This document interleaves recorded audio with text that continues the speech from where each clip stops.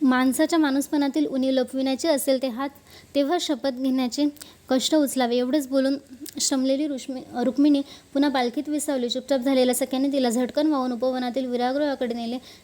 तेथे अंथरूण घालण्याच्या कामावर असलेल्या दासींनी आदेश त्वरा करून सुक्कर अशी शय्या रचलेली होती. रुक्मिणीला मूर्छा येते. विरागृहाच्या दारात येताच रुक्मिणी पालखीतून उतरू लागली, पण ती पायात पादत्राण घालून पाहते तोच तिच्या विकल शरीराचा तोल गेला आणि तिला भोवळ आली. तेव्हा दासींची एक धांदल उडाली. एकीने तिला सावरून तिचे डोके आपल्या छातीवर आधारले, दुसरीने तिचे डोळे झाकू लागली, तर ते मिटेच ना, तिसरी तिला पदरानेच वारा घालू लागली.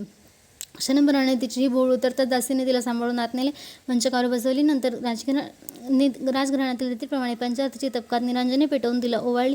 नंतर तिला कापूर सुगंधी विडा खावयास दिला. नंतर राजकन्या विश्रामगृहात आलेली आहे हे संमत त्यांना कळविण्यासाठी कुशलभोई लोक मानाच्या विड्यासह चोहीकडे पाठवले. सतत जागता पहारा करण्यासाठी अगदी जवळचे असे होते ते घोडेस्वार सैनिक दारात ठेवले.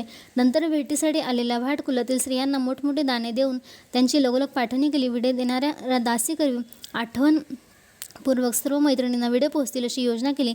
रुक्मिणीवर उपचार करतात. नंतर दारे अर्धवट ओढून आडोसा करण्यात आला. रुक्मिणीच्या चोळीचे बंद ढिले केले जाताच तिला स्तन सैलावलेले तिला जाणवले आणि तिचा पदर हरवला.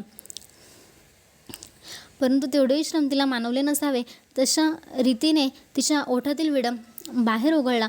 अतिशय आळसाने जडावून धुंद झाल्यासारखी ती दिसू लागली. सर्व मग दासींनी व सख्यांनी तिचे पाय धुतले आणि तिच्या अंगावरील सभावस्त्रे दूर करून तिला तलम रेशमी वस्त्र नेसवले. कापूर मिसळलेल्या पाण्याने तिच्या तोंडावर हपके मारले. नंतर पाणी देणाऱ्या दासींनी विड्याचे ओठ स्वच्छ करण्यासाठी शुद्ध पाण्याची चूळ तिला दिली.